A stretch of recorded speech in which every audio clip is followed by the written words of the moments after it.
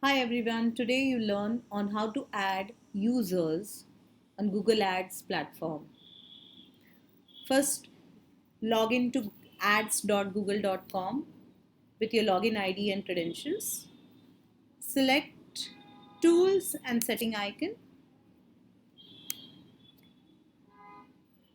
Under Setup, the third option, Account Access. Here you can add users and provide them a specific level of access. I'm right now just going to add a given standard access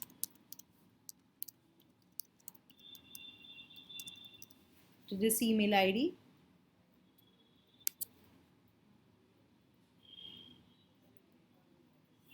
The user will receive the access in their inbox. They can accept the invitation.